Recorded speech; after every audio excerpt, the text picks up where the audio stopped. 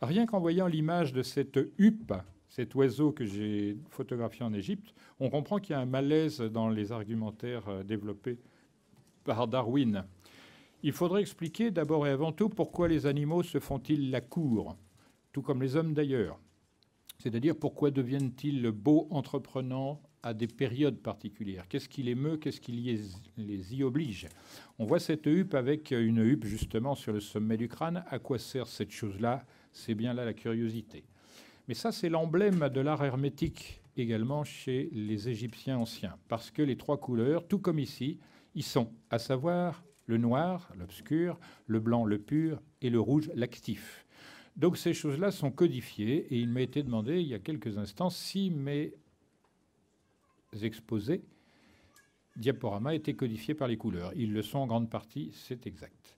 Donc suivez bien s'il vous plaît cette exécution publique, ça a commencé assez fort et j'aurai, comme je l'avais sollicité tout à l'heure, 2 personnes qui ne sont pas revenues, elles ont peur peut-être. Là encore, il y a de quoi lire, ce sera rapide.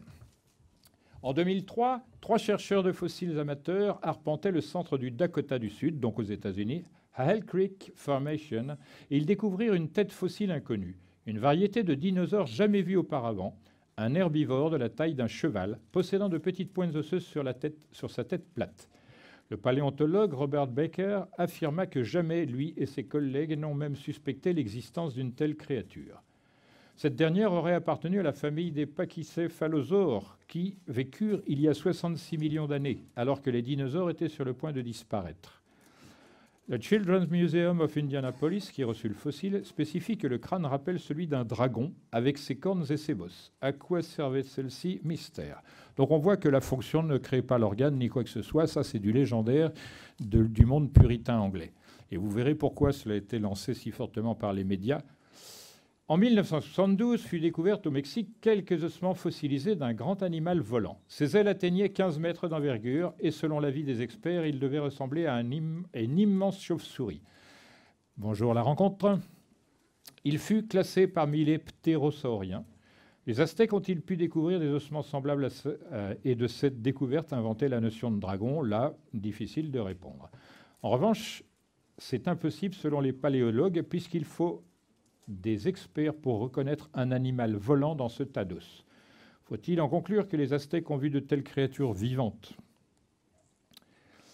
Alors là, c'est tiré de North American Biofortean Society numéro 9, qui est une revue assez forte aux États-Unis et presque inconnue en France, mais on peut la trouver si on se débrouille. Voilà. Les membres de l'Australian Eclipse Expedition, explorant le nord du continent australien, firent une curieuse découverte. Ils observèrent un poisson à 4 mains. La créature a été découverte rampant sur un morceau de corail surélevé au-dessus de l'océan. Le corps est celui d'un poisson, mais les fines nageoires sont terminées par des appendices ressemblant à des mains. Le poisson est capable de se tenir debout sur ses pattes arrière et ressemble en fait à un lézard au corps de poisson. Le spécimen observé a été ramené à Melbourne. De ces choses-là, il y en a des dizaines de milliers d'exemples. Charles Fort, qui a donné son nom à cette revue, dans les années 1920-1930 aux États-Unis, il était rentier, il rassemblait tout ce qu'il pouvait découvrir dans les magazines scientifiques de bizarre. Il a mis,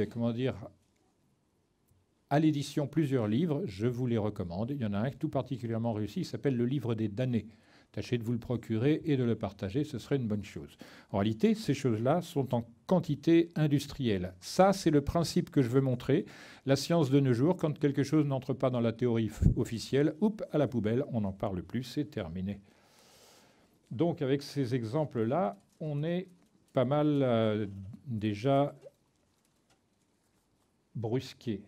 Monsieur Burskirsk, un habitant du Missouri, perd sa peau à chaque année aux environs du 27 juin. Tâchera d'y aller voir. À cette époque, sa peau durcit puis pèle. Il la perd alors par plaques, retirant la peau de ses mains comme des gants. Une nouvelle peau plus tendre apparaît alors sous celle qui tombe. Il n'est pas seul dans ce cas. Ce phénomène étonnant est considéré comme étant une maladie rare, l'ichthyose, c'est-à-dire la poissonnite en français. Preuve de l'existence d'une force inconnue des physiciens et des biologistes dans la nature, que les anciens appelaient la téléologie, là je vais me faire assassiner, la téléologie ouverte. Cet aperçu, à lui seul, est de nature à rendre modestes les scientifiques dominateurs qui croient avoir tout trouvé et donc tout compris. Il démonte notamment, définitivement et radicalement, l'idée d'une évolution linéaire dans le temps. Celle-ci, ne prenant pas compte l'espace et l'énergie, ne saurait avoir quelque valeur réelle. C'est en réalité une théorie vide destinée à combattre le christianisme à sa base, dite créationnisme. Or, personne ne sait actuellement comment et pourquoi les espèces semblent s'adapter malgré les indices d'une impossibilité génétique de transmission de caractères acquis, à moins que... Donc la démonstration, elle est très facile, très simple, et j'espère récupérer le couple de tout à l'heure qui visiblement n'a pas envie de passer... Voilà. Regardez ceci. Nous avons de la pyrite, c'est-à-dire un fer particulier à gauche. Et ce qui le caractérise, tout particulièrement en tant que métal, c'est qu'il propose des formes géométriques, tout comme un sel à droite. Les minéraux se nourrissent et se reproduisent par tous les côtés, comme le montre ce petit dessin centralisé, c'est-à-dire de manière solaire. Leur sexe et leur bouche, c'est la même chose.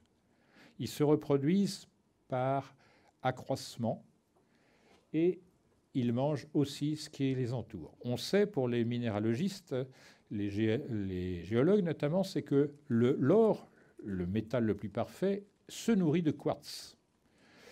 Donc d'électricité pour tout dire. Mais bon, ça n'est pas grave. Le propos, c'est qu'il faut observer que cette chose mange et se reproduit de manière radiale et sphérique.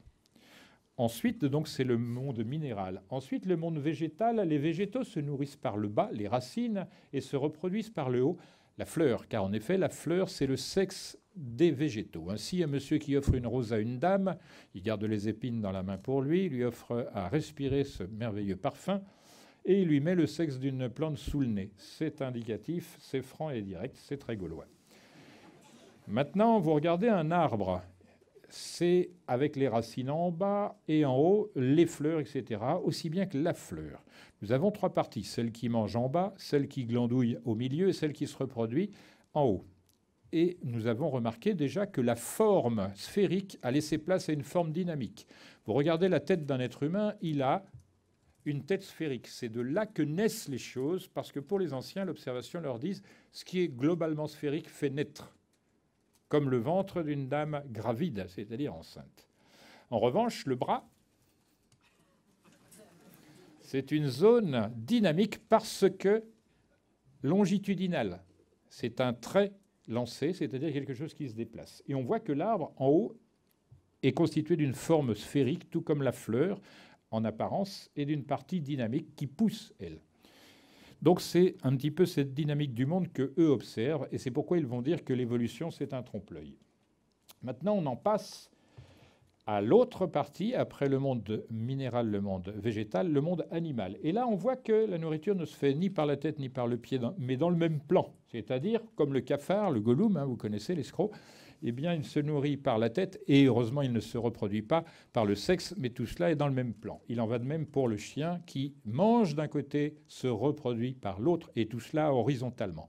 On a vu la chose sphérique passer à la chose dynamique, et là, c'était vertical, là c'est horizontal, et on a fait l'inverse, puisque lorsqu'on attrape l'homme, vous voyez, l'homme mange par le haut et se reproduit par le bas. Vous voyez à droite par quoi l'homme est dirigé? Quelque chose qui n'existe pas. Le sexe de la femme ne lui est pas accessible. Enfin, les humains se nourrissent donc par un côté et se reproduisent par l'autre, c'est le plan vertical. Ils mangent par en haut et se reproduisent par en bas, alors que les plantes, à l'inverse, se reproduisent par le haut et mangent par le bas. Mais il y a une complémentarité supplémentaire qui démontre qu'il y a un plan général. En effet, les hommes consomment de l'oxygène et rejettent du gaz carbonique, alors que les plantes, à l'inverse, consomment du gaz carbonique et rejettent de l'oxygène. Il y a mieux. Les plantes sont généralement figurées par la couleur verte, la chlorophylle, qui est complémentaire à la couleur rouge des chairs des animaux.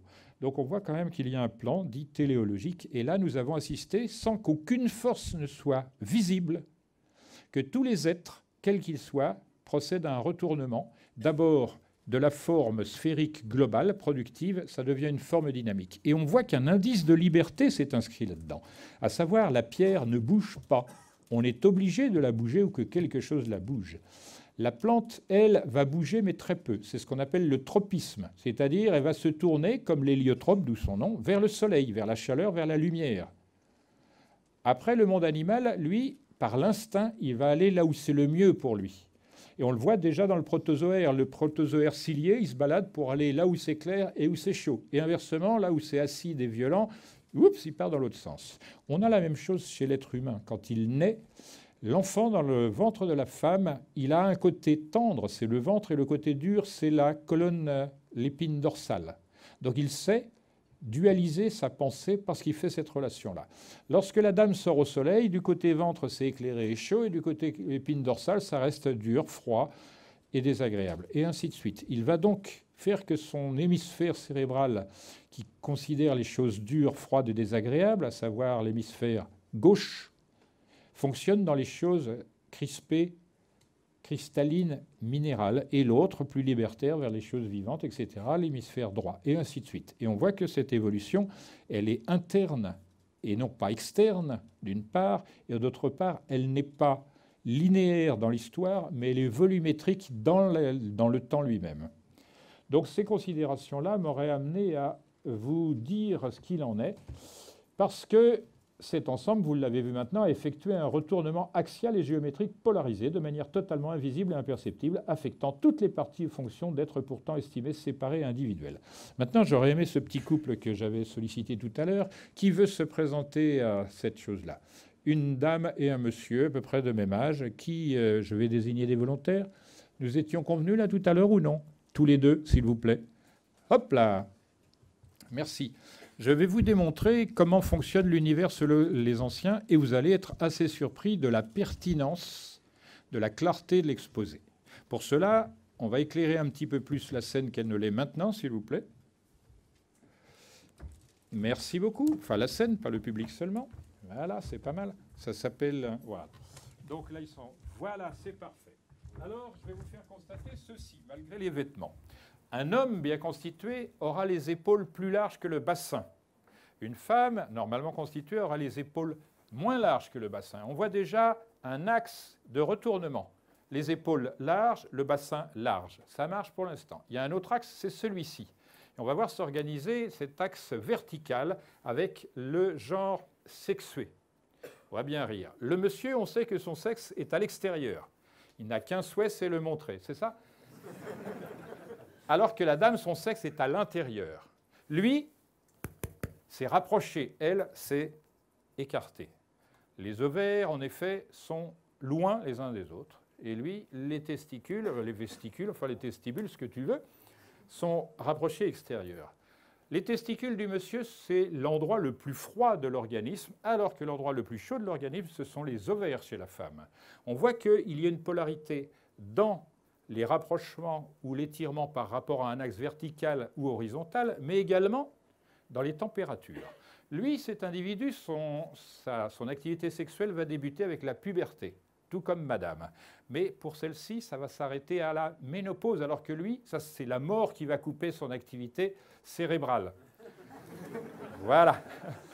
Donc, on voit que la polarité s'exprime dans un nombre très élevé, puisqu'il va produire ce paresseux environ 660 milliards de spermatozoïdes dans la durée d'une existence moyenne de 72 ans, alors que madame va produire 440 ovules seulement.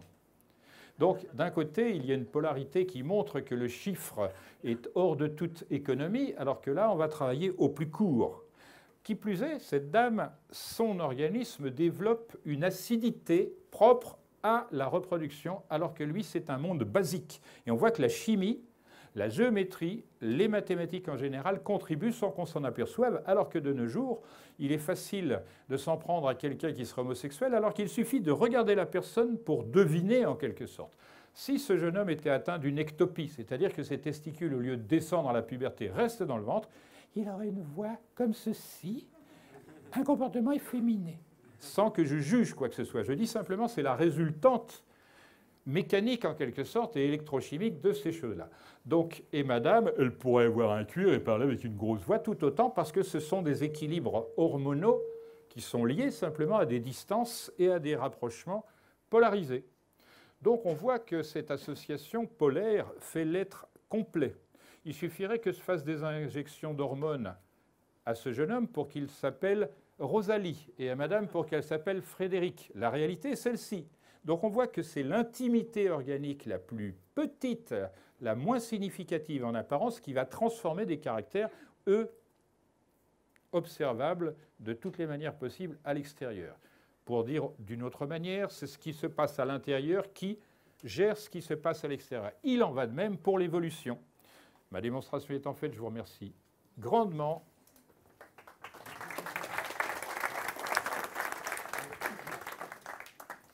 Donc, on a vu le monsieur large d'épaule, petit cerveau comme ça, et madame grande générosité, et voilà. Vous avez remarqué donc cette polarité. Maintenant, on va s'intéresser aux origines de l'homme. Vous avez ici, c'est « The Origin of Man ». Ça tombe bien, si je puis dire. Alors, la chose qui nous intéresse, c'est, parce qu'il y a en fond de tableau de l'évolution humaine une question d'une immense importance, laissée dans l'ombre avec une détermination et une unité telles qu'elles en deviennent gênantes, parce qu'entre le néandertalien et le Cro-Magnon, il y a une différence de 400 cm3 de volume crânien. D'où vient ce saut? C'est-à-dire, en d'autres termes, à qui doit-on ce don anonyme de l'intelligence? Voilà. Eh bien, c'est déjà dit dans des ouvrages sacrés anciens, à savoir, il y a eu Adam. Adam, c'est plutôt celui qui a 400 cm3 de crâne de plus. Ça ne veut pas dire autant de qualité intellectuelle ni quoi que ce soit. Pour faire clair, d'un côté, on a 900 cm3 et de l'autre côté, 1300 cm3. Mais ça s'accompagne également d'une différence de station debout et d'une différence de stature. Ces choses-là restent inexplorées et on ne veut pas aller les considérer telles qu'elles sont, c'est-à-dire comme une énigme parfaitement légitime à l'étude. Donc, où est-il ce chaînon manquant, ce qui fait la différence entre 900 et 1400 cm3? Vous voyez, je pratique la rigolade même en image. Voilà. Alors, la question qu'il faut vraiment se poser, c'est depuis quand date l'homme sur la Terre, sur la planète Terre? Et l'on voit qu'il y a beaucoup de problèmes. Vous voyez en haut à droite un des fameux galets gravés de Ica au Cucaré, au Pérou. Il y en a eu 40 000 qui ont été gravés, avec leurs particularités. On en parlera dans le prochain film. Et là, il y a vraiment du mystère solide. Alors, pour vous donner une idée, dans tous les bouquins qu'on a pu lire, on trouvait « non, personne ne veut en parler, personne ». On a mis 4 minutes à trouver la personne chez laquelle se rendre pour qu'il nous explique comment les choses étaient découvertes. Bon, c'est un autre aspect. Et Jean-Pierre Adam a évidemment écrit un chapitre remarquable de sottises sur ce domaine. Bon, alors vous voyez ici, en haut à gauche, en revanche, il y a une empreinte tridactyle d'un dinosaure en même temps qu'une empreinte d'homme. Pareil en bas à droite. C'est pareil, il y en a des milliers partout. Mais au fur et à mesure qu'on les trouve, il y a par exemple au Texas, à Paluxy River, qui ne sont pas très nombreuses, les rivières du Texas, on a trouvé une trentaine de ces empreintes métissées, dinosauriens et humains. Et elles ont été inondées de manière à les détruire, etc. Mais on a beaucoup, beaucoup. Il y a au Mexique des quantités industrielles, si je puis dire, de réalisations en terre cuite très anciennes de ces dinosaures et des hommes qui vont avec. On a également, ça c'est, vous le connaissez, vous l'avez reconnu, c'est le temple d'Angkor Wat.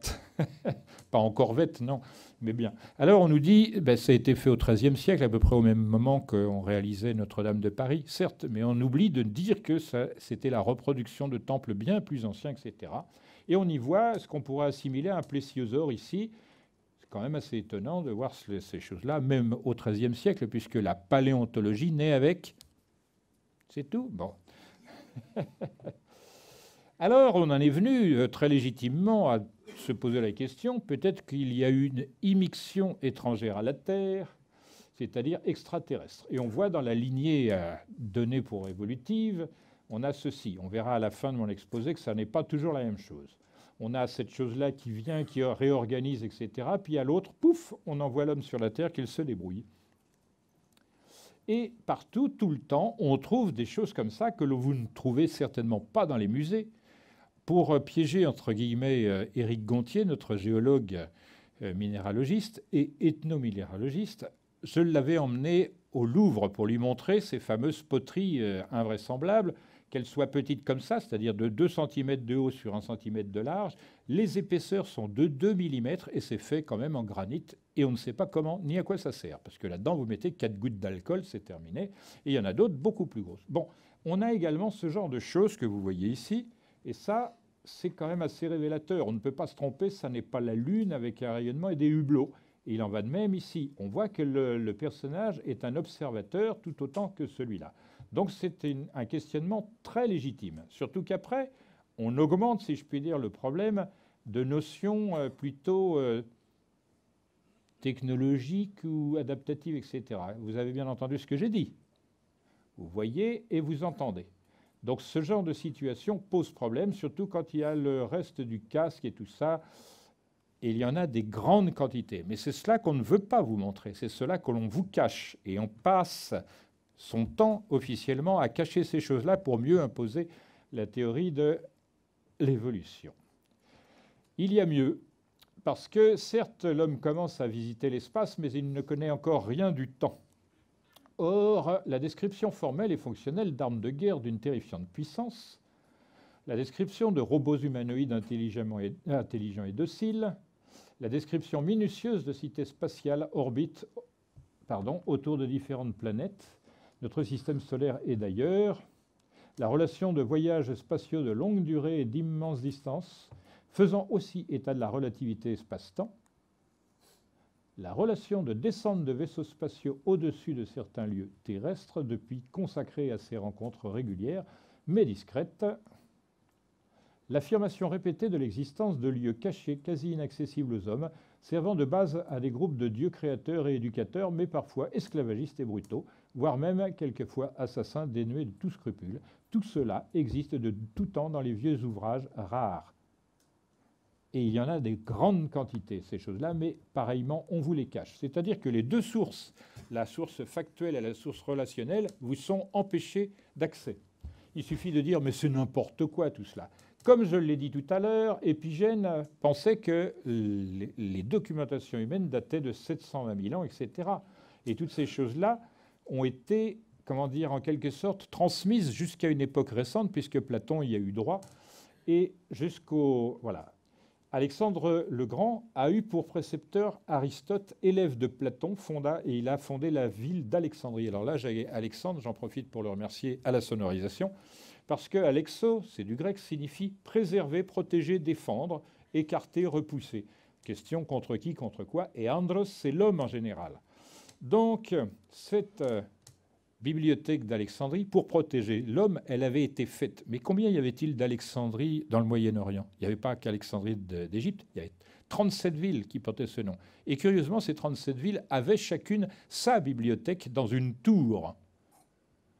C'est assez étonnant qu'on ne parle que d'Alexandrie d'Égypte et que les autres, on les oublie. Évidemment, ça fait l'affaire de ceux qui veulent vous faire rester dans l'obscurité. Donc, c'était la plus grande bibliothèque de l'Antiquité. Elle était double, deux parties. Elle aurait été estimée avoir recueilli d'un côté 300 000 ouvrages et de l'autre 700 000. Ça, c'est des volumes, c'était des rouleaux, etc. Et elles ont toutes les deux été brûlées. Alors, on dit par les chrétiens, mais à cette époque, les chrétiens n'existaient pas, donc pour faire un petit peu de nuance. C'est justement Aristote, dans Du ciel, c'est un ouvrage, qui affirme que les Égyptiens et les Babyloniens sont ceux qui, depuis des temps immémoriaux, se sont le plus consacrés à l'étude de ces choses du ciel et grâce auxquelles nous possédons de nombreux exposés dignes de confiance sur chacun des astres. Quant à Diodore de Sicile, le deuxième historien de l'histoire, il précise « Il n'y a peut-être pas de pays où l'ordre et le mouvement des astres soient observés avec plus d'exactitude qu'en Égypte. » Il ajoute « Ils conservent, les Égyptiens évidemment, depuis un nombre incroyable d'années, des registres où ces observations sont consignées. » On voit là d'où pouvaient provenir les connaissances de Pythagore, d'Hipparque et d'autres savants grecs. J'ai consacré 60 pages d'un livret justement à montrer que les Grecs n'ont fait que piquer aux Égyptiens. Et à partir d'eux, comme ils ne comprenaient pas grand-chose, on a pu élaborer un faux qu'on appelle l'histoire. Platon, dans son style si particulier, développe la notion de rotation de l'espace et du temps. Quand le Père éternel, et lui il dit le Père éternel, alors on dit les Grecs c'est des polythéistes et tout ça, mais Platon, lui, il dit le Dieu, le Père éternel, etc. Donc quand le Père éternel qui l'avait engendré vit le monde en mouvement et en vie, devenu le temple des éternelles puissances, il fut saisi d'admiration. Dans sa joie, il pensa à le rendre plus semblable encore à son modèle, car de même que celui-ci se trouve être un vivant éternel, de même il s'efforça de rendre, dans la mesure du possible, cet univers éternel. Aussi eut-il l'idée de former une sorte d'image mobile de l'éternité, et tandis qu'il organisait le ciel, il forma, d'après l'éternité immuable en son unité, une image à l'éternel déroulement rythmé par le nombre, et que nous avons nommé le temps, qui imite l'éternité en décrivant des cycles au rythme des nombres divins. On voit, ça c'est dans Timée, c'est l'ouvrage même où on parle de l'Atlantide. Donc le sous-entendu, c'est qu'il y a des liens entre les dieux, c'est-à-dire des instructeurs venus d'ailleurs éventuellement, et notre histoire bien terrestre. Tout cela à charge de vérification. Anaximène et Anaximandre, tous deux grecs, ayant longuement séjourné en Égypte, partagent l'opinion que le monde terrestre est soumis cycliquement à des cataclysmes par l'eau. C'est le sens même du mot cataclysme en grec. Puis par le feu, destiné à la rénovation du globe. Héraclite Dupont indique, tout comme les stoïciens, en accord avec les Puranas hindous, la date cyclique de la rénovation par le feu ou par l'eau. Tous les 5 ou 6 ères précessionnelles, c'est-à-dire tous les 10 000 à 12 000 ans environ. Il est donc temps de se souvenir de la date attribuée par Platon à la disparition de l'Atlantide. Platon, dans le Timée et des lois, dit qu'il est vrai, c'est que de grandes révolutions s'accomplissent dans l'espace qui environne la Terre et dans le ciel, et qu'à de longs intervalles, les objets qui couvraient le globe disparaissent dans un vaste incendie. Pour Philippon, l'un de ses disciples ultérieurs, celui-ci plus particulièrement d'Aristote, il faut savoir en effet que l'humanité périt de façon diverse, par la peste, la famine, les séismes, la guerre, le socialisme, sans variété de maladies, et par d'autres causes, mais surtout par des déluges massifs, comme celui par exemple qui, selon la légende, eut lieu sous Deucalion, et qui fut terrible, sans pourtant avoir fait périr tous les hommes comme la droite. Car les pâtres et tous ceux qui vivent sur les montagnes ou sur leurs pentes échappent au cataclysme, tandis que les plaines sont submergées avec tous ceux qui y habitent.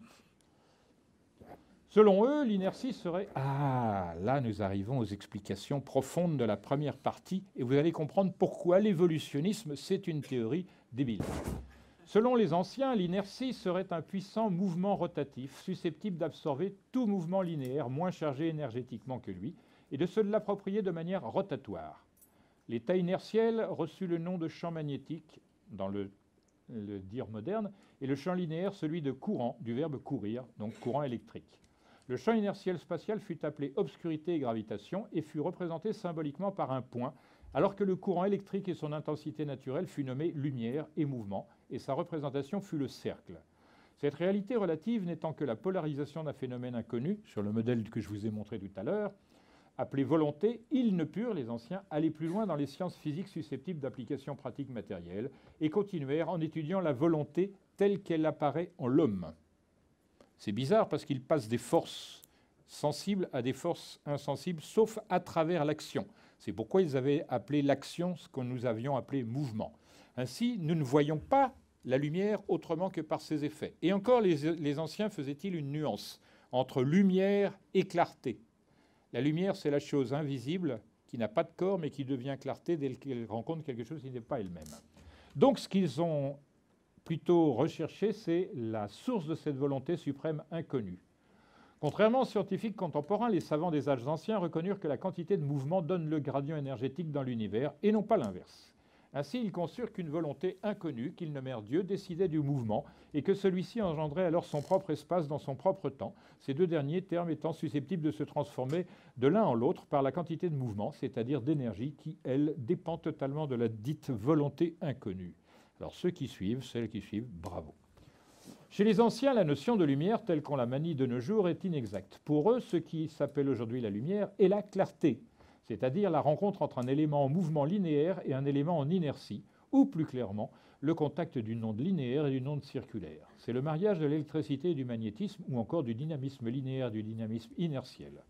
Autrement dit, la lumière, le mouvement, n'est pas visible, mais le devient en rencontrant un objet opaque, c'est-à-dire en état d'inertie, et donc ce qui n'est pas soi-même la lumière. C'est la somme des deux forces, inertie et linéarité, qui crée la luminosité. Ce qui se démontre par le fait qu'on augmente en même temps la luminosité et l'énergie en augmentant, par la volonté ou la sommation des forces, le mouvement des particules.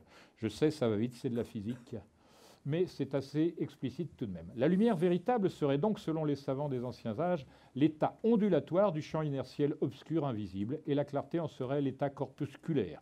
Alors là, c'est une manière de dire aux frères Bogdanov, révisez vos classiques, chers amis, vous nagez à côté. Bon. Et la clarté en serait l'état corpusculaire, c'est-à-dire quasi matériel, densité énergétique localisée. Ainsi, j'ai fait implicitement retour à l'éther, la partie lumineuse imperceptible et qui devient clarté et lumière parce qu'elle change, mais ce changement est dû à une volonté qu'on ne connaît pas. Dans cette représentation, la matière est de la lumière gelée, et de ce fait, il n'y a pas lieu de s'étonner de la relation E égale mc carré qui établit la convertibilité de la matière en énergie. Pour la tradition, le temps n'est pas linéaire, mais cyclique. Il ne présente que très peu d'aspérité ou relief, mais plutôt des méandres et sinuosités, des écailles. C'est pourquoi les anciens l'ont représenté comme un serpent qui se mord la queue et l'ont nommé Ouroboros. Ce serpent qui ondule en se mordant la queue est un emblème fort ancien visible dans de nombreux endroits du globe. Il indique le caractère cyclique et analogique des éléments constituant le temps, mais il indique également, et c'est là davantage de science, comment se font les opérations de et dans la nature, par un enroulement circulaire, plus précisément dénommé rotation ou circulation selon le contexte. C'est cette partie-là de la nature qui a été nommée tout à l'heure nature naturante. En effet, nous ne changeons pas de structure, bien que nos cellules soient entièrement renouvelées assez fréquemment et de manière cyclique. Ainsi, lorsque quelqu'un est blessé sur la route, et les gens voient beaucoup de sang au sol, ils s'étonnent et la personne va mourir. Ne vous inquiétez pas, on va le recoudre. Et l'hématopoïèse, la fabrication du sang, étant tellement rapide qu'il a récupéré la quantité de sang très rapidement. C'est du sang neuf, c'est super, ça donne du travail aux os. Donc, dans ces aspects les plus évidents, car les plus visibles, cette rotation affecte les astres qui tous tournent sur eux-mêmes, alors que la circulation fait parcourir une orbite aux planètes et une vrille aux étoiles. Les galaxies, tout comme les rassemblements galactiques qu'on appelle amas galactiques, tournent sur eux-mêmes et autour d'amas plus importants. Cependant, à travers cette apparente diversité de phénomènes et d'objets, les anciens, qui étaient de remarquables observateurs, virent qu'il n'y a qu'une seule chose à étudier dans l'univers, car elle est dans tout ce qui est, c'est le mouvement, autrement dit la volonté. Vous n'avez de mouvement, quant à vous, que de deux manières polarisées, soit automatisées, c'est-à-dire le réflexe, soit volontaire, etc. Il en va de même pour deux fonctions, les seules, la vue, on plisse, on cligne des yeux si l'on veut, et quand on ne veut pas, et la respiration. Et ces deux choses sont considérables dans le domaine religieux, la pratique religieuse. La respiration modifie l'être. On avait dit d'ailleurs à ces époques-là que la respiration, c'est comme un seau qu'on envoie dans un puits de vie. Bon, ressortons de là. En approfondissant sans cesse leur exploration du mouvement, les anciens vinrent, tout comme les modernes astrophysiciens, buter sur la notion de temps. On a encore du travail à faire, vous allez le voir. La rupture fondamentale entre la science de la matière et la science de l'être, c'est bien cela. Les anciens, c'est la science de l'être qui les intéresse et qui les motive. Donc cette dichotomie radicale est antinaturelle. C'est pourquoi on risque d'en crever. Vous voyez avec cette image simplement l'activité des volcans et des secousses terrestres, des tsunamis, augmente actuellement. Ça n'est pas seulement parce que les médias en parlent, ça augmente en quantité, en étrangeté, parce que ça intervient de manière subreptice. On n'a rien prévu, et voilà. Vous avez vu les changements de temps. On a l'hiver en été et l'été en hiver. Ma femme, qui est chilienne, vous dirait que c'est totalement anormal actuellement. Il y a 2 volcans en éruption actuellement, et il fait 28 degrés en plein hiver. Bizarrerie, on verra cela au fur et à mesure, je les ai prévenus. L'autre aspect, l'aspect moral et civil, c'est celui-ci. D'un côté, on dort sur l'argent, dont on ne sait que faire puisqu'on ne veut pas le réinjecter, et de l'autre côté, on a juste de quoi survivre. Je rappelle cette parole très honorable, il faut vivre simplement de manière à ce que d'autres puissent simplement vivre. Et si le progrès est moderne, on le sait déjà, ce vers quoi on se dirige. On n'a jamais mangé aussi varié, cacahuètes, chorizo, pistache, Coca-Cola, olives, chips, McDo. Néfaste food, McDo, hein, en français.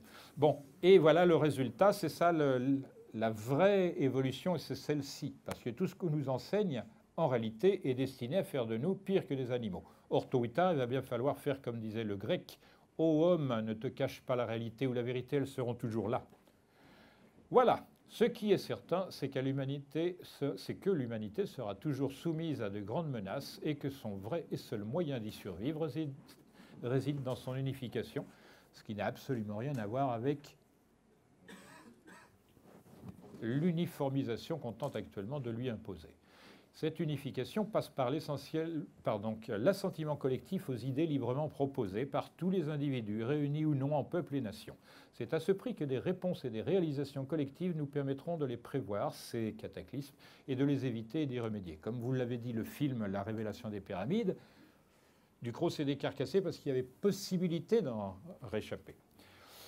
Nous nous devons d'anticiper. Désormais, s'il vous plaît, à tous et toutes, ne votez que pour des idées et pas pour des corrompus, ça sera mieux. Voilà. Sans jamais sous-estimer que cette chose imprévue qu'on appelle la grâce, tout est dit après. Alors certains vous diront, mais ça c'est merci, mais c'est pas ma culture. D'autres diront, je suis mort de rire, tout ça. On veut bien le croire, mais pourtant ce sont là des ponts entre différentes disciplines, des passerelles entre divers points de vue et des liaisons entre méthodologies complémentaires. Tout cela est bien utile à tous. Ce sont des clés, un peu éparpillées certes, il faut trouver les portes, ça aussi ça n'est pas toujours simple, mais ça permet d'ouvrir de nouvelles portes en grande quantité parce que c'est cela dont on souffre actuellement. On n'a pas vraiment de sortie. Vous voyez ce qu'il y a à faire d'un côté et de l'autre ce qui est déjà fait, c'est très peu. Et voilà. Et je termine assez classiquement sur cette phrase de Victor Hugo, Contemplation suprême. Si vous abandonnez ces faits, prenez garde. Les charlatans s'y logeront, vous savez que c'est fait, et les imbéciles aussi, ça encore. Pas de milieu, la science ou l'ignorance. Si la science ne veut pas de ces faits, l'ignorance les prendra. Vous avez refusé d'agrandir l'esprit humain, vous augmenterez la bêtise humaine. C'est bien vu, hein. Voilà, il me reste à vous dire que je ferai paraître d'ici la fin de l'année des ouvrages traitant de ce sujet de manière approfondie et étendue, etc. Et que c'était dans le cadre évidemment du prolongement de la révélation des pyramides, et que vous voyez l'opus 15, opus 30 et opus X, comme ZZ épouse X, ça va se faire, qu'on veuille ou non, on y parviendra. Quand? Ben bientôt, mais la question c'est bientôt, c'est quand, hein. Donc si vous souhaitez vous informer, il y a l'association culturelle La Nouvelle Atlantide, association fédérative de recherche libre, qui va avoir une antenne à Toulouse. Donc vous cherchez sur Internet Association La Nouvelle Atlantide et vous trouvez toutes ces choses-là. Fin, merci. Nous avons ici 5 minutes pour les questions.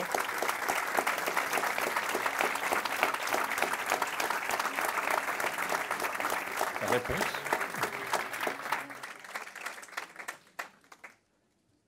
Alors, celui-là, voilà. À l'ombre de la sagesse, on est comme à l'ombre de l'argent. L'avantage de la connaissance, c'est que la sagesse fait vivre ceux qui la possèdent. Tâchez de vivre. Alors, où est le micro pour les questions? On a le micro pour les questions. Pour 3 questions, hein. Pour 3 questions. C'est ça. Okay. Monsieur? Oui, bonjour. En fait, 3 brèves questions. D'accord. Juste une question. En fait, vous dites que la vitesse de la lumière. Excusez-moi, vous pouvez répéter vos propos sur la valeur de la vitesse de la lumière? Que ça n'est pas une constante absolue. Elle a été substituée à l'éther, l'éther est une invariante constitutive de l'univers lui-même, puisque c'est l'éther et le temps qui en garantissent la linéarité en même temps que le caractère cyclique. J'ai dit, et je redis parce que j'espère que les frères Bogdanov vont écouter, eux, les physiciens savent que le temps et l'espace sont, si on les représentait de manière topologique, comme des vagues légères. Ces vagues marquent le caractère cyclique. Mais le fait que Albert Einstein ait substitué la vitesse de la lumière comme étant fixe à la place de l'éther, ça va être combattu et ça va tomber. De la même manière que tombera son idée totalement délirante que l'univers serait vide énergétiquement. Ça marche ? Non, pas du tout, parce que actuellement, on considère que la vitesse de la lumière à une vitesse est constante. Oui, ce qui est faux. Et si c'était faux, en fait, on ne pourrait pas parler avec nos mobiles. Non, ça c'est une manière fausse. Soyons clairs, l'univers n'est pas isotrope, première chose, et ça sera constaté.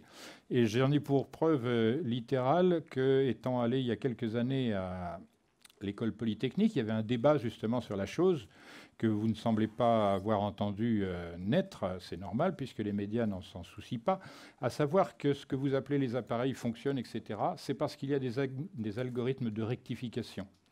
Ainsi, le GPS, par exemple, est toujours plus ou moins faux et il est rattrapé parce que la courbure de l'espace proposée par le système einsteinien n'est pas valable partout tout le temps.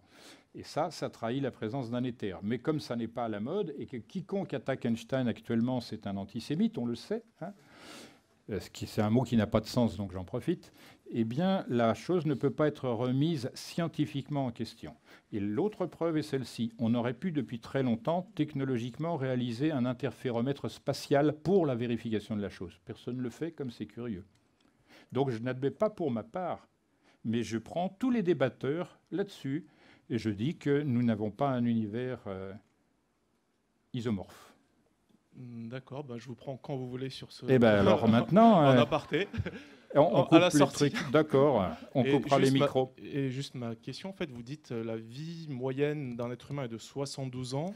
Oui. Quelles sont vos données? Quelles sont vos sources? Ce sont des données assez générales que je récupère pour ma part depuis le temps, hein, puisque j'avais fait quelques études de médecine, dans les hôpitaux dans lesquels j'ai travaillé, à savoir quelle est la durée moyenne de vie homme-femme métissés en Europe, etc., ou dans le monde entier.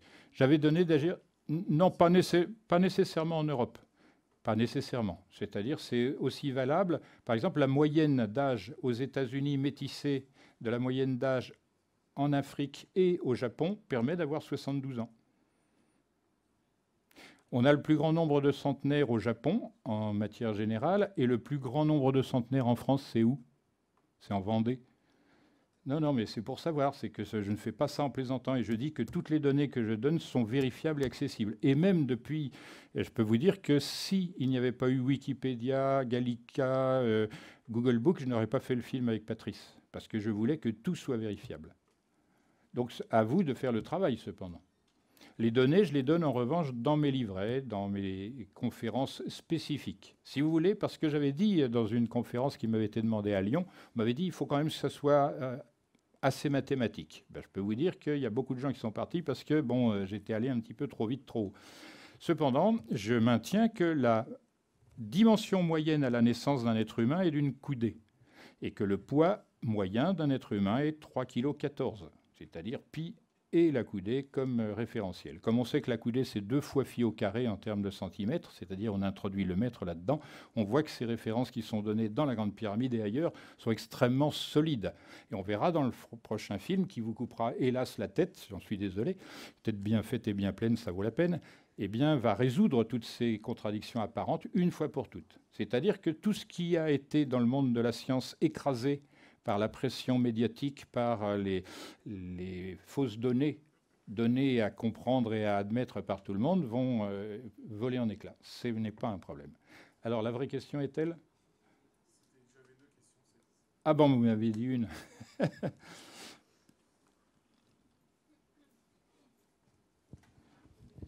Bonjour, Monsieur Grimaud. Bonjour. Je m'appelle Cédric François Leclerc. Et je voudrais parler d'un thème, d'une chose sur les pyramides qu'on sait en Russie et en Allemagne depuis 3 ans. C'est que les pyramides, elles ont 220 ans, et elles ont été bâties par la campagne napoléonienne d'Égypte. Est-ce que vous êtes au courant? Oui, de ce genre d'ânerie, j'en entends beaucoup, en effet. C'est pas une ânerie, c'est sérieux. J'espère. Les Allemands, les scientifiques allemands et russes, quand on leur dit que les pyramides ont 4000 ans, ils nous rigolent au nez à nous, pauvres Français. Alors, vous m'expliquerez auquel cas comment on a fait pour trouver, par exemple, du fer météoritique dans les assises de la Grande Pyramide, et que ce fer, lui, a été calculé pour moins 16 000 ans environ, et un travail de moins 4 000 ans. C'est-à-dire, ça, ce sont des données physiques. Oui, je suis d'accord avec vous. Donc, ça a été mis là de manière tordue pour nous... Maintenant, il faudra savoir quelle est l'équipe qui nous rapporte ce genre de données. Parce que si c'est toujours la même fine équipe qui a bâti les pyramides il y a 220 ans... C'est Piazzi Smith qui raconte ce qu'il veut, mais celui dont je parle, c'est un autre personnage qui est considéré comme le premier scientifique en matière d'égyptologie. Ok. Et je dois savoir pourquoi on ne cite pas les pyramides d'Égypte et le plateau de Gizeh pas avant le 19e siècle. Les seules sources je regrette, moi j'ai des centaines de pages sur les grandes pyramides d'Égypte. Le livre est daté de quand? Du 12e et 13e siècle, et les Arabes, oui.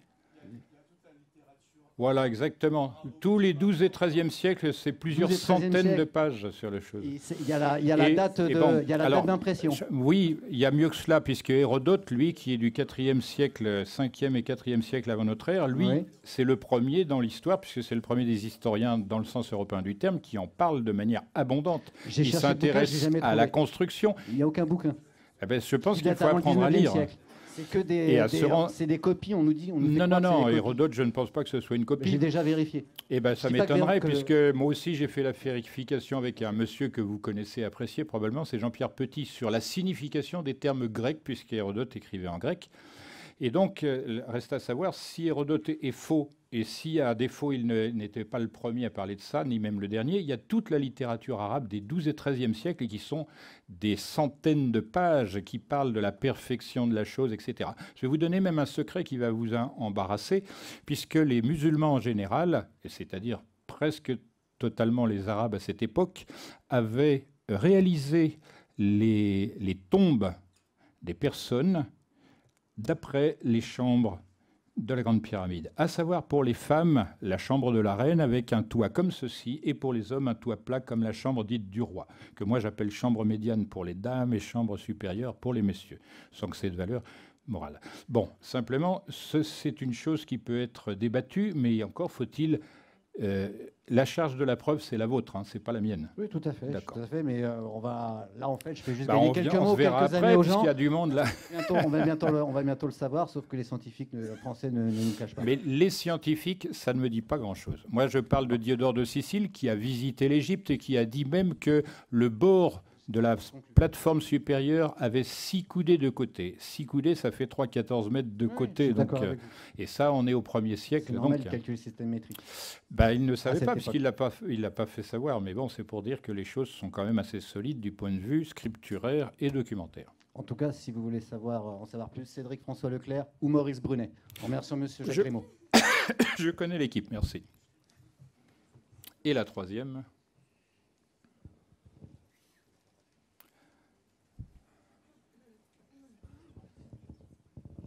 Alors moi, c'est une question beaucoup plus prosaïque. J'ai vu le documentaire, comme j'imagine beaucoup de monde ici, la révélation des pyramides en ligne. Est-ce qu'il existe un DVD? Hélas non, puisqu'il y a un escroc qui est surnommé le Gollum, c'est-à-dire le prince des hypocrites assassins, qui empêche toute possibilité de faire quoi que ce soit. Et cela, puisque tout l'argent qu'aurait pu récupérer la société de production, dont il est le gérant anormal, si je puis dire, abusif, a été utilisé pour nous faire des procès à répétition. Cette semaine qui s'achève, là, je suis allé 4 fois au tribunal, et à chaque fois, tribunal de grande instance et tribunal de commerce, c'est pour vous dire. Et j'ai passé beaucoup de temps à rédiger des lettres à mes avocats et tout le bazar. Fort heureusement, on a une chance extraordinaire. Je vais en profiter pour glisser une information. Le beau-frère de Bob, celui qui anime l'émission Bob vous dit toute la vérité, est devenu notre avocat à titre gracieux. Il faut savoir que de nos jours, dans notre histoire, l'heure d'avocat, c'est entre 300 et 700 euros l'heure. On n'aurait jamais pu, évidemment, mais bon, la communauté agissante derrière s'en fiche puisqu'elle essaye de nous faire... nous taire par tout moyen. Donc ça, c'est un premier remerciement. Bob sera à Lyon et nous y serons 14 juin. Et j'en profite pour une autre information. Jeudi, vendredi, samedi, donc de la semaine prochaine, à Paris, à République, il y aura les journées de Top Secret. Et j'apparaîtrai non pas pour cette chose-là, mais pour la révélation de l'île de Pâques. Voilà. Alors, on ne peut pas continuer tant que la justice n'aura pas pris de décision qui coupe une fois pour toutes la chose, très nettement, en notre faveur, parce que c'est très probablement ce qui va arriver, mais c'est très long. Hein. On en est dans la justice à peu près à l'époque de Molière. On ne sait pas. Je l'ai dit tout à l'heure, hein, je l'ai montré, on ne sait pas. C'est quand bientôt? On ne sait pas. Désolé. Donc sur cette note assez pessimiste, on va demander une 4e question, et après on... Voilà, c'est bien. Il ne faut pas lever le bras comme ça. Hein. Je rappelle que là, la photo, c'est rédhibitoire. Oui, bonjour. Vous parlez dans votre film que le français était la langue diplomatique, mais j'aimerais savoir si c'est en Europe ou dans le monde. Ça a été dans le monde jusqu'à la Révolution française, la langue diplomatique, en effet. Je rappelle que diplôme en grec, ça veut dire double langage. Et est-ce que c'est la langue des oiseaux ou En partie, oui.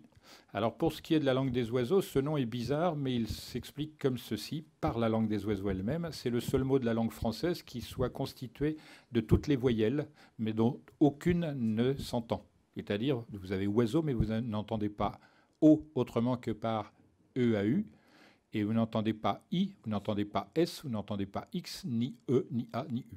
Voilà. Donc ça montre que c'est très transcendant comme mot. Et surtout, c'est très volatile. La parole, c'est l'inverse de l'édifice pyramidal, comme je l'ai expliqué au tout début. Voilà, c'est pour cette raison. Ça, par ailleurs, ça s'appelle cabale hermétique. Mais Kabbale, c'est référent au grec kibélé ou koubélé, comme on devrait prononcer, c'est-à-dire la nature elle-même. Donc c'est vraiment la langue la plus naturelle qu'il soit, c'est celle qui porte un sens inscrit dans sa structure. Vous avez besoin d'un exemple, je suppose? On va prendre le mot sel. Passe-moi le sel, tout le monde dit ça quand on va voir les beaux-parents. Le sel, il est composé ainsi parce qu'en chimie, un sel, c'est un mélange équilibré, une association entre un acide et une base. Ça marche? A et B. Acide, base. Tout le monde va retenir cela. Cependant, dans la graphie des anciens et celle des Français, sel, ça s'écrit S-E-L. S pour soleil. S pour solide. S pour sang. Ça dépend des strates dans lesquelles on va. Et L pour lune, donc polarité avec le soleil. S pour EL pour liquide, polarité avec solide. Lymphe pour polarité avec le sang. Donc on voit qu'il y a quand même des étages et nous sommes directement dans une langue dite à l'égyptienne parce que ce sont des strates, de la même manière que je disais que le glyphe de l'or, un cercle pointé, valait pour le soleil en astronomie, valait pour le cœur en physiologie et médecine, et valait en minéralogie pour l'or, et ainsi de suite. Donc c'est cette langue que je diffuse dans les cours de l'association à la Nouvelle Atlantide, et dont je réalise quelques petits livrets avec un travail considérable, 60 pages, et il y en a presque 100 maintenant qui vont être mis à la disposition. Ça marche ? Je pense qu'il faut demander à la salle elle-même, parce que je crois qu'il y a des activités théâtrales. Donc c'est vous qui gérez le micro. Hein. Une petite chose, où peut-on trouver le livre, s'il vous plaît ? Lequel livre ? La révélation des pyramides. On ne peut pas, pour la même raison qu'on ne peut pas trouver le DVD, on est bloqué. Même sur le titre « La révélation des pyramides », il a un veto. C'est-à-dire qu'on ne peut rien éditer sous ce nom-là. Voilà. Alors que le livre a été fait avant même. Moi, par exemple, il n'était pas né que j'avais déjà trouvé tout ce que vous avez entendu dans le film et là. Mais c'est comme ça, hein, c'est ça la justice. Enfin, en réalité, ça devrait s'appeler le droit. Mais bon, on appelle ça la justice. C'est tout sauf de la justice. Bon, mais je ne peux pas fustiger ce monde-là, sauf à le remplacer en mieux. Une dernière question. Bonjour. Bonsoir. Est-ce que vous avez quelque chose à dire sur l'énergie sombre et la matière noire ? Je pense que ce sont des sottises de physiciens en mal de notoriété et de pseudo-découverte, et on s'en apercevra relativement rapidement. Okay. C'est à la mode, là encore. Je pense qu'on nous balade dans des niaiseries profondes. Et cela, je donnerai ce qu'il en est de la science des anciens, et ça va rayer ce genre de bêtises absolument. D'abord, il y a un malaise. Il faudrait, pour savoir ce que c'est que l'énergie noire et la masse manquante, avoir une idée de ce qu'est le poids par rapport à la masse et la masse par rapport à l'inertie. C'est ça le problème.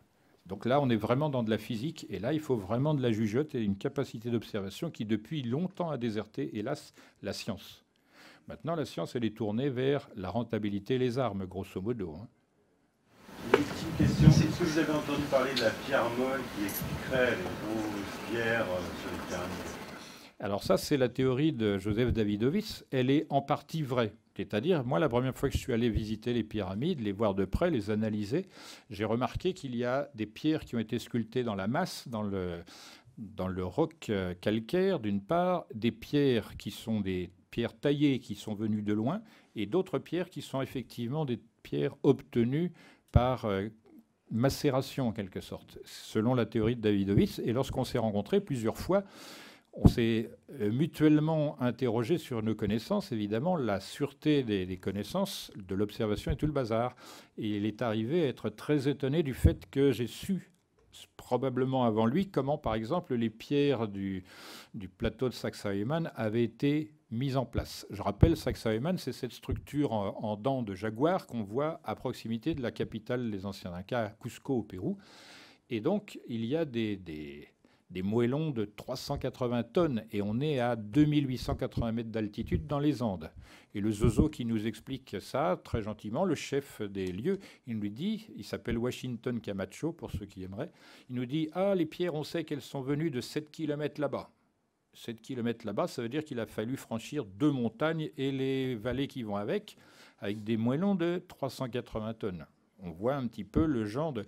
Alors, c'est pas ça le problème. Le vrai problème, c'est que là-bas, il y a un humus très, très spongieux qui ne permet pas d'avancer peut-être ça aiderait à glisser les pierres, mais quand vous êtes dans une pente très très raide, comme à Ollantaytambo par exemple, vous avez du mal à rester debout, vous-même, avec les mains qui s'accrochent aux herbes, aux racines et tout ça, ou aux pierres déjà. Donc on voit mal comment ces choses-là pourraient être poussées au risque d'écrabouiller tout le monde derrière. C'est le même problème que dans les grandes pyramides. Si on en croit Hérodote, il y avait 100 000 personnes qui se relayaient. D'accord, mais en cas d'accident, qu'est-ce qui se passe? Parce que ces trucs sont construits les uns sur les autres. Ce sont des assises. Si ça s'arrête ici, par l'accident de lundi, ça va s'arrêter là-bas par l'accident de mardi. Personne ne peut prévoir cela. C'est une logistique épouvantable. On n'a pas l'occasion d'en parler, d'en débattre. C'est dommage parce que ça vraiment, c'est un point intéressant, surtout quand vous verrez le 6e film. Je m'explique. Une question. Oui, malheureusement, parce que tout cela, étant une entreprise didactique et pédagogique, doit attendre que les choses soient bien comprises, bien éclairées et qu'elles s'engendrent les unes les autres. Et vous verrez, rien que le 2e, ça vous donnera une idée de ce que vous attendrez encore. Voilà. Je sais bien qu'il va falloir que je meure à 120 ans. C'est pas grave, on peut résoudre cela. Y a-t-il une révélation mathématique sur les 2 autres pyramides de Gizeh? En fait, tous les grands édifices de l'Antiquité sont codés. Et quand je dis codé, c'est dans le sens large. C'est-à-dire on a déposé des choses, mais comme on n'a pas la mentalité des anciens pour les regarder et les considérer, on passe à côté. Le modèle même, le plus central, c'est la Grande Pyramide. Si vous appliquez une recherche de cet ordre-là, c'est-à-dire considérer les édifices dans leur orientation, leur proportion, leur dimension, leur fonction, etc., tôt ou tard, vous apercevrez que ces sites et ces édifices, ce sont des machines que j'ai appelées métamachines. Je vais donner un exemple, puisque le site de Gizeh, à lui tout seul, est un lieu d'horloge précessionnelle. Mais il a d'autres fonctions, très particulièrement celle qui fait qu'il n'a pas besoin d'une source d'énergie, puisque le soleil suffit très amplement à faire se dilater le calcaire, qui va faire pression, puisque tout est en calcaire, sauf la chambre haute. Ça va faire pression sur la chambre haute de manière très organisée, puisque comme c'est large en bas, la pyramide, le soleil chauffe, mais peu. Et plus ça monte, plus il chauffe, etc. Donc, c'est un gradient bien maîtrisé. Et cette pression du calcaire sur la partie de granit, c'est-à-dire la chambre haute, va générer des courants biomagnétiques qui sont de la piézoélectricité. Je rappelle quand même à tout hasard que le découvreur, entre guillemets, de la piézoélectricité, c'était le frère de Pierre Curie, Jacques Curie. Et ces travaux ont été repris par Albert Einstein, puisqu'il prend à tout le monde. Hein. Et donc, il a passé, en fait, des examens, si je puis dire, avant d'avoir un prix Nobel de physique pour des bricoles. Hein. C'est un peu comme donner le doctorat de maths et de physique aux frères Bogdanov, c'est du même ordre. Et donc, voilà, à côté d'un Henri Poincaré qui, lui, n'est cité pratiquement nulle part. Maintenant, c'est la politique anti-victime. Hein? Bonsoir, Monsieur Grimaud. Oui. Bonsoir à tout le monde. Je tenais à vous remercier pour votre exposé, ainsi que pour votre DVD sur les pyramides. Excellent. Je voulais vous poser une question. Oui. Vous avez dit, en fait, quand on regarde votre DVD, à la fin, vous sous-entendez que, en fait, il y avait une civilisation très avancée qui aurait disparu. Je n'ai pas dit cela. J'ai dit qu'il y a 2 voies approximatives. C'est extérieur et supérieur. Ça vient donc des étoiles et ça vient nous rendre visite. Mais ça, ce sont les 2 versions ordinaires. Et l'autre, c'est une civilisation antérieure et supérieure qui aurait disparu, c'est-à-dire serait partie vers les étoiles. Une civilisation qui, à 3000 ans, aurait fait autant de prouesses mathématiques, géométriques, astronomiques. Pourquoi pour faire les pyramides. Pourquoi il y a 3000 ans? Non, mais quand je dis 3000, 4000, 5000, 10 000, oui. C'est pareil. D'accord. C'est bon. Vous voyez, 120 ans, c'est pas grand-chose. Ouais, mais c'était à l'époque où voilà. Mais donc, ils sont partis où? C'est ça le truc. Alors, il y a eu des agences de voyage qui sont créées un peu partout pour cela, mais il faut comprendre et se mettre à la place des terrestres qui pensent. Quel sera l'avenir de l'être humain? S'il continue à encombrer sa planète comme on le fait avec n'importe quoi, des détritus, des bouteilles de coca et machin, on va périr là-dessous. Si on part, on a deux oppositions, celle de l'espace qu'on ne veut pas connaître et qu'on ne connaît pas, puisqu'on se raconte n'importe quoi. Il y a des gens qui me disent, oui, les Américains, ça fait depuis longtemps qu'ils sont sur Mars, sur Jupiter, même sur Saturne. Ben, ils ont intérêt à avoir des palmes sur Saturne, parce que... Bon, soyons raisonnables. L'être humain, le vivant, il a envie de découvrir l'univers, parce que quand il a tout, compris sur la Terre, il n'a qu'une envie, c'est aller visiter le reste. Ben, il va falloir qu'il se donne l'idée de comment ça peut se passer, etc. Mais il ne va pas se balader avec... C'est comme si vous étiez venu avec votre berceau sur les épaules, là. C'est à peu près le même contresens. On se promène parce que, on connaît bien la texture de l'univers, et conséquemment, on se libère de tout ce qui est carburant. Et on le sait, on saurait le faire, ça.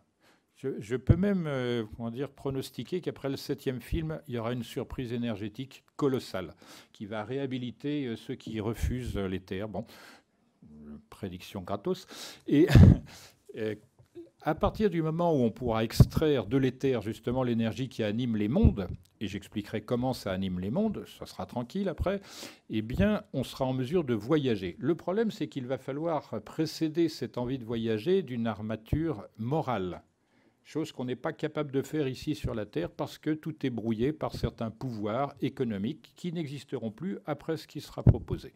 Donc les choses vont se remettre d'aplomb dans une situation, si je puis dire, où tout le monde... C'est pourquoi je vous dis, cessez de voter pour des individus, ils sont corruptibles. Ne votez que pour des idées. On n'a pas vu, jusqu'à présent, aucune expérience ne montre que la qualité sort de la quantité, pas plus que la vie ne sort de la matière. C'est ça le problème. Il y a l'affirmer parce qu'on est savant, ça s'appelle inverser l'argument ad hominem. Donc ce que je prévois, c'est qu'une fois que l'énergie sera accessible à tout le monde, on pourra ne rien faire parce qu'il n'y aura plus rien à faire, hein. Techniquement, une civilisation ne vaut que par sa capacité à extraire de l'énergie en qualité et en quantité et à faire des applications de cela. Ça marche. Vous verrez dans le 2e film, vous verrez comment les anciens nous ont communiqué la trajectoire civilisationnelle. Je ne sais pas si ça vous dit quelque chose, ce que je suis en train de raconter, mais vous en verrez la trajectoire. Elle est exprimée à travers ce que j'ai, moi, appelé des technismes, que d'autres appellent OPART, c'est-à-dire out of... Ouais, d'accord. Qu'est-ce que c'est, les OPART, là ? On a regardé votre DVD. Oui. Et ça fait 2 ans qu'on attend le 2e opus. Je suis bien d'accord. Vous nous dites, vous parlez du 5e, 6e, 7e opus. Le 5e élément ? Voilà, non mais... ok, d'accord. Et vous dites qu'il y a un Gollum qui vous fait chier. Ok, on a compris. Ça, c'est sûr. Ouais. Bon, ça fait 8 ans. J'ai parlé avec votre collaboratrice. Apparemment, voilà. C'est mon épouse peut-être, Alain. Peut-être. Ouais. C'est les deux peut-être aussi. Oui, en effet, les documentalistes, traductrices, etc. Oui. Donc, est-ce que vous pouvez nous dire,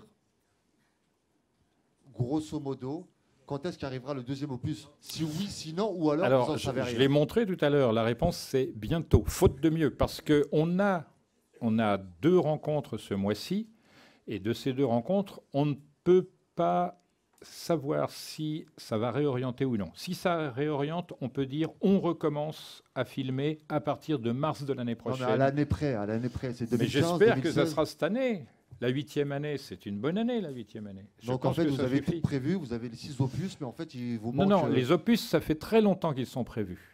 Il y a eu des modifications parce que le Gollum a essayé de nous voler notre Gollum, travail. Ça veut dire quoi, Gollum? C'est le nom d'un individu qui apparaît dans Le Seigneur des Anneaux, pardon, okay, c'est un pluriel. Et donc, c'est lui qui a faussé les cartes. Normalement, le film devait se vendre dans les cinémas et rapporter de quoi capitaliser pour faire les autres. Mais on ne peut pas, à cause de lui, faire cela, donc on devra recommencer. C'est ça pour l'argent ou pour autre chose? Si j'avais fait ça pour l'argent, on n'a pas eu 1 centime sur... Lui, non, pour la notoriété, et parce qu'il a une mission qui est la même que celle que vous devinez, que si vous êtes là, je suppose que vous la percevez, votre intuition vous dit qu'il y a quelque chose qui ne va pas. Et cette chose, c'est toujours la même, avec toujours les mêmes acteurs derrière, qui changent. C'est une institution, en quelque sorte, une forme, qui empêche la chose de tourner normalement, c'est-à-dire la vie humaine. Je pense que la plupart d'entre vous ont envie d'avoir un métier qui leur plaît, qui soit assez rentable pour avoir une vie paisible, une famille, des amis, etc. Il y a beaucoup de choses qui empêchent ça, alors que c'est très facile à obtenir, si toutefois il n'y a pas de corruption avec. On va vous remercier. Et puis, moi également pour votre grande attention. Merci à vous.